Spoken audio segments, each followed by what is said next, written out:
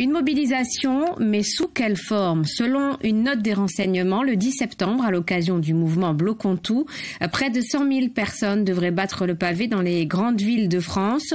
En revanche, dans l'île, difficile de savoir quelle expression trouvera la mobilisation.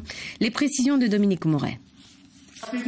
La CGT de Corse du Sud, associée à la FSU, appelle à la grève et au rassemblement à 10h30 devant la préfecture d'Ajaccio mercredi prochain.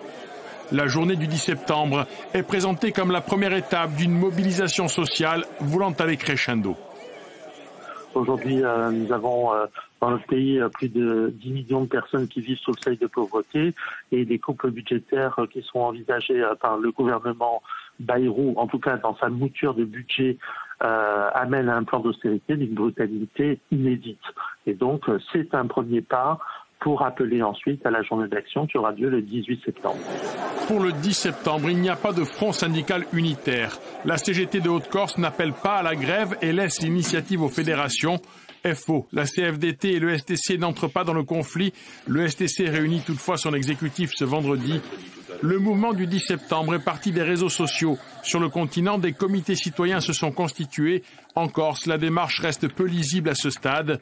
Des interrogations subsistent parmi les militants de gauche. Ainsi, à Manque, elle ne participera pas. C'est un mouvement sporadique qui commence par des strates souverainistes, voire d'extrême droite, et qui est aujourd'hui caporalisé, on va le dire, par la LFI, ce qui n'est pas dans notre, comment dirais-je, vision des choses du tout. Fidèle à sa ligne, la France insoumise profite d'un probable échec du Premier ministre à obtenir la confiance au Parlement pour demander la démission du président de la République. Les représentants locaux relaient ce message. Est-ce qu'il n'y a pas de la part de LFI une volonté de récupérer ? Non, nous, notre volonté en tant que parti politique, c'est vraiment de changer la vie des gens. Et là, il y a un mouvement social qui, effectivement, a des volontés, des mots d'ordre qui nous correspondent, donc c'est normal qu'on le soutienne. On fait face à un budget qui a été présenté par M. Bayrou, qui va avoir des conséquences sur les services publics, sur la prise en charge des soins, sur les salaires, etc. Donc c'est très important de se mobiliser, surtout maintenant. Dès lundi 8 septembre, des apéros en guise de pot de départ à l'attention de François Bayrou seront organisés devant les mairies aux 4 coins de France. Quelle sera l'ampleur de la mobilisation en Corse pour la journée du 10 ?